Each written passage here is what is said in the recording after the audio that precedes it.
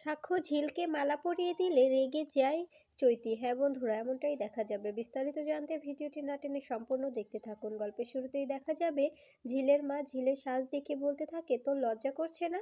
তুই এই সাজে এখানে এসেছিস? তুই কেন এসেছিস? যাকে বিয়ে করেছিলি, ডিভোর্স দিয়েছিস, তাকে আবার তার বিয়েতে আবার এত সুন্দর করে সেজে এসেছিস? তুই কি বলতে কি কি বোঝাতে চাইছিস? তখন দেখা যায় ঝিল বলতে থাকে, ওর ইচ্ছে যে আমি এভাবে সেজে ওর বিয়েতে আসি, তাই এসেছি। ওর আবদার ফেলতে পারিনি, এজন্য এসেছি। এরপরে সাক্ষ্য মনে মনে বলতে থাকে, তোমাকে যে কেন সাজিয়েছি সেটা একটু পরেই বুঝতে পারবে। এরপরে দেখা যায় মিলি ও মিনু বলতে থাকে, তোকে তোকে তো আমাদের এখন ঘৃণা করছে। তুই এভাবে কি করে সেজে আসতে পারলি? তোর লজ্জা করছে না? তুই এভাবে সেজে এসেছিস, তাও আবার ওর কেনা জিনিসপত্রে। তখন দেখা যায় ঝিলের বান্ধবীরা সবাই বলতে থাকে, সাক্ষ্য স্যারই তো আমাদের আমাদের এসব কিনে দিয়েছে আর বলেছে সেজেগুজে আসতে। এতে ওর কোনো দোষ নেই। ও ও শুধু ওনার কথা ফেলতে পারেনি, এই জন্য এসেছে। এরপরে দেখা যায় ঝিল বলতে থাকে, তোরা প্লিজ এভাবে এভাবে সিন ক্রিয়েট করিস না। আমাকে উনি বলেছে, আমি তাই সেজেছি। এই সাজই তো শেষ সাজ, আর যাওয়ার সময় আমি সব কিছু ওনাকে দিয়ে যাব। সব কিছু ওনাকে আমি বুঝে সুঝে সব কিছু ওনাকে দিয়ে যাব। এদিকে দেখা যায় চৈতি বউ সেজে সাক্ষর বোনকে বলতে থাকে, আচ্ছা, মিনু মাসি আর ওই যে ঝিল, ওদের কাজকর্ম তো শেষ, ওদেরকে খাবার খাইয়ে বাড়ি পাঠিয়ে দাও, তা না হলে আমি স্বস্তিতে বিয়েতে বসতে পারছি না। তখন দেখা যায় সাক্ষর বোন বলতে থাকে, আচ্ছা চৈতিদি, আমার দাদা ভাই তো ঝিলকে ডিভোর্স দিয়ে দিয়েছে, তবে তুমি ভয় পাচ্ছ কেন? ভয় পাওয়ার তো কিছু নেই। তখন দেখা যায় চৈতি বলতে থাকে, সেরকম কিছু না, তারপরেও অনেক ভয় লাগছে, কারণ ওরা তো গরিব, ওদের তো কোনো স্ট্যান্ডার্ড নেই, তাই না? ওরা তো যা খুশি তাই করতে পারে। আচ্ছা চলো। এরপরে চৈতি যেতে চায়, ঠিক তখনই হঠাৎ করে পায়ে পায়ে হোঁচট খেয়ে ব্যথা পায়। এরপরে চিৎকার করলে তখন তখন সাক্ষর বোন বলতে থাকে, ঠিক আছো তো তুমি? হ্যাঁ, আমি ঠিক আছি, চলো যাই। এরপরে দেখা যায় এদিকে সাক্ষ্য সাক্ষ্য বলতে থাকে, আমাদের বিয়েতে কিন্তু উম, উম, মিনু মাসি, তুমি কিন্তু যাবে না। আমাদের বিয়েটা শেষ হলে তারপরে যাবে, এর আগে কিন্তু তোমরা কেউ যেতে পারবে না। এরপরে দেখা যায় চৈতিকে সেখানে নিয়ে এলে তখন সবাই বলতে থাকে, কনেকে আনা হয়েছে, এবার আমরা বিয়ে শুরু করব। এরপরে চৈতির বাবা গিয়ে সাক্ষ্য দাদুর থেকে অনুমতি নেয় যে বরকে বিয়ের আসনে বসানোর জন্য। তখন সাক্ষ্য দাদু বলতে থাকে, ঠিক আছে, তোমরা তাড়াতাড়ি করো, আর আমরা বেশিক্ষণ এখানে থাকতেও পারবো না। আসলে আমার ঠান্ডার সমস্যা আছে তো, এখানে থাকলে আমার সমস্যা হবে, তাই একটু তাড়াতাড়ি আমি এখান থেকে চলে যাব। তখন দেখা যায় চৈতির বাবা বলতে থাকে, ঠিক আছে মেসোমশাই, আপনি যান, সমস্যা নেই। এরপরে দেখা যায় সাক্ষ্যকে বিয়ের মণ্ডপে আসার জন্য ডাকা হলে তখন সাক্ষ্য ঝিলের দিকে তাকিয়ে থাকে। এটা দেখে অবাক হয়ে যায় চৈতি মনে মনে বলতে থাকে, সাক্ষ্য কি চাইছে, আর এর মেয়েটাই বা এখানে এখনো কি করছে, এখনো যাচ্ছে না কেন? এরপরে দেখা যায় মিনু চলে যেতে গেলে ঠিক তখনই সাক্ষ্য বলতে থাকে, মিনু মাসি, তুমি কোথাও যাবে না, তুমি এখনো এখানেই দাঁড়িয়ে থাকবে। আমি তো বলেছি আমাদের বিয়েটা যতক্ষণ সম্পূর্ণ না হচ্ছে ততক্ষণ তোমরা কোথাও যাবে না, এখানেই থাকবে। কথা কি বুঝতে পারোনি? আর ঝিল, তুমি তোমার বান্ধবীদের নিয়ে এদিকে এসো, তোমাদের সঙ্গে দরকার আছে। তখন চৈতি বলতে থাকে, কি দরকার? কেন কেন তুমি এভাবে এভাবে সময় নষ্ট করছো? তখন সাক্ষর বাবা বলতে থাকে, এখন আর কি চাইছিস? এখনো তুই কি করতে চাইছিস? মেয়েটাকে অযথা এভাবে কষ্ট দেওয়ার কি কোনো মানে আছে? এরপরে এরপরে মিনু আর মিলি বলতে থাকে, উনি তো চাইছে যে আমাদের মেয়েটা যেন একদম শেষ হয়ে যায়। তখন মিলি বলতে থাকে, আচ্ছা এখন কি চাইছেন, আমাদের পুলিশে ধরিয়ে দিতে? এই জন্য এখানে দাঁড়িয়ে থাকতে বলছেন? পুলিশকে খবর দিয়েছেন নাকি? তখন দেখা যায় সাক্ষ্য বলতে থাকে, তেমন কিছু না, আপনাদের সঙ্গে আমার কিছু দরকার আছে তো, এই জন্য আপনাদের দাঁড়াতে বলছি। তখন মেজমা ও মেজকা বলতে থাকে যে, সাক্ষ্য, এবার কিন্তু বাড়াবাড়ি করছিস তুই, সময় কিন্তু পেরিয়ে যাচ্ছে, লগ্নটা পেরিয়ে গেলে কিন্তু সমস্যা হয়ে যাবে।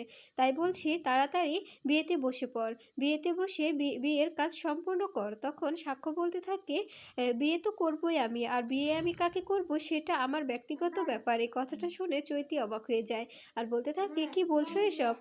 আমি কাকে বিয়ে করব মানে? তুমি আমাকে বিয়ে করবে? আমাদের বিয়ের আয়োজন করা হয়েছে এখানে, তবে আবার কাকে বিয়ে করার প্রশ্ন উঠছে এখানে? তখন দেখা যায় ঝিল বলতে থাকে, আপনি এসব কি বলছেন? আপনি আপনি কাকে বিয়ে করবেন সেটা আপনার ব্যক্তিগত ব্যাপার মানে আপনারা চৈতি ম্যাডামের বিয়ে তো আমরা সবাই খেতে এসেছি, তাই না? তখন দেখা যায় চৈতি বলতে থাকে, আচ্ছা ঝিল, তুমি এখনো এখানে কি করছো? তুমি খাবার খাবার দাবার খেয়ে তুমি চলে যাও, প্রথম ব্যাচ বসে পড়েছে, ওদের সঙ্গে তুমিও বসে পড়ো। তখন সাক্ষ্য বলতে থাকে, কেন তুমি ওদের নিয়ে এতটা উতলা হয়ে পড়েছো কেন চৈতি?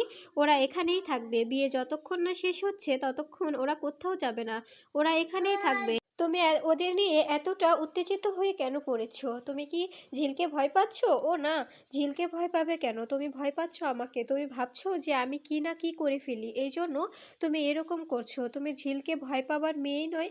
এরপরে দেখা যায় এই যে ঝিলকে ঝিলকে চৈতি বলতে থাকে, প্লিজ প্লিজ ঝিল, তুমি এখান থেকে চলে যাও। তখন ঝিল বলতে থাকে, আপনি কি করে ভাবলেন যে আমি আপনার বিয়ের খাবার খেতে এসেছি? আমি তো বিয়ের খাবার খেতে আসিনি। এরপরে দেখা যায় সাক্ষ্য মালা হাতে নিয়ে মালা হাতে নিয়ে ঝিলের দিকে এগিয়ে গেলে তখন তখন দেখা যায় যে চৈতি বলতে থাকে, কি ব্যাপার সাক্ষ্য, তুমি ওই দিকে যাচ্ছ কেন? তখন তখন সাক্ষ্য বলতে থাকে, আমি আমি যাকে খুশি তাকে মালা পরাবো, এতে কি তোমার থেকে শুনে শুনে আমাকে মালা পরাতে হবে? আমি আমার বউ নিজে সিলেক্ট করে নেব, এতে এতে তোমরা যাই যেটা ভাবতে পারো, সমস্যা নেই। এই বলে ঝিলের গলায় মালাটা পরিয়ে দেয়। এটা দেখে অবাক হয়ে যায় সবাই। এরপরে এই যে সাক্ষর এমন কাণ্ড দেখে খুশি হয়ে যায় সাক্ষর বাবা ও চৈতির মা। এরপরে দেখা যায় এটা দেখে ঝিল অবাক হয়ে বলতে থাকে, এটা আপনি কি করলেন? আপনি এটা কিছুতেই করতে পারেন না। এরপরে চৈতি বলতে থাকে, সাক্ষর, তুই কিন্তু এটা কিছুতেই করতে পারিস না, তুই আমাকে বিয়ে করতে এসেছিস এখানে, তুই কেন ওকে মালা পরালি? এটার মানে কি? তখন দেখা যায় সাক্ষ্য বলতে থাকে, আমি তো বললাম যে আমার যাকে খুশি আমি তাকে বিয়ে করব, এতে তো তোর তোর কোনো মতামত নেওয়ার প্রয়োজন নেই এখানে, তুই কেন কথা বলছিস? তখন তখন সাক্ষর কথা শুনে চৈতি বলতে থাকে, এখানে আমার বিয়ে হচ্ছিল তোর সঙ্গে, এখানে যত গেস্ট এসেছে সবাই আমার আর তোর বিয়ে খেতে এসেছে, ঝিলের বিয়ে নয়। তখন ঝিল বলতে থাকে, এটা আপনি কি করলেন? আপনি আমাকে আসতে বলেছিলেন, তবে আমি এসেছিলাম, কিন্তু আপনি তো এমনটা বলেননি যে আপনি সবার সামনে আমার গলায় মালা পরিয়ে দেবেন। তখন তখন সাক্ষ্য বলতে থাকে, আমি আমি যদি বিয়ে করি আমি তোমাকেই করব, আর অন্য কাউকে নয়। তোমার চলে যেতে হলে তুমি চলে যেও, কিন্তু আমি সিঁদুর দেওয়ার পর আমি তোমার সিঁথিতে নিজের হাতে সিঁদুর পরাবো, তারপরে তোমার যেখানে খুশি তুমি সেখানে যেতে পারো। আমি আটকাবো না। তোমার যদি আমার সঙ্গে থাকতে ভালো না লাগে আমি তোমাকে আটকাবো না, তুমি তুমি নিজ ইচ্ছায় চলে যেতে পারো।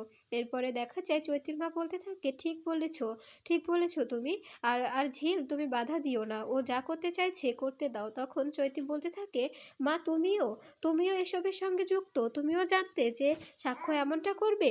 তখন দেখা যায় ঝিল বলতে থাকে, আপনারা এভাবে আমরা গরিব বলে আমাদের জীবন নিয়ে খেলা করতে পারেন না। তখন তখন দেখা যায় ঝিলের মা বলতে থাকে, তুমি এটা কি করলে বাবা? তুমি আমাদের এভাবে অপমান করতে পারলে? এখানে ডেকে এনে সবার সামনে এভাবে অপমান করলে? তখন দেখা যায় ঝিলের বান্ধবী বলতে থাকে, আমি আমি এবার বুঝতে পারলাম যে এত কেনাকাটা কিসের জন্য, এত এত সুন্দর করে সাজাতে বললো কেন। এবার সবটা ক্লিয়ার হয়ে গেল। এখন বুঝতে পারছি যে সাক্ষ্যদা ঝিলকে ছাড়া কাউকেই বিয়ে করবে না, ঝিলকেই বিয়ে করবে। তোকে বলেছিলাম না ঝিল, যে সাক্ষ্যদা তোকে ছাড়া কাউকে ভালোবাসে না, তোকেই ভালোবাসে, কিন্তু তুই বুঝতেই চাসনি। এরপরে দেখা যায় ঝিল ঝিল সাক্ষ্যর কাছে হাত জোর করে ক্ষমা চায় আর বলতে থাকে, আমাকে প্লিজ মুক্তি দিন, আমি এখানে কিছুতেই থাকতে পারবো না। এরপরে দেখা যায় এসব কিছু দেখে জ্ঞান হারিয়ে ফেলে চৈতিকে দেখে সাক্ষ্য বলতে থাকে, এটা ওর অভিনয়, এটা ও আগেও করেছিল, আমি ওর অভিনয়ে বিশ্বাস করি না।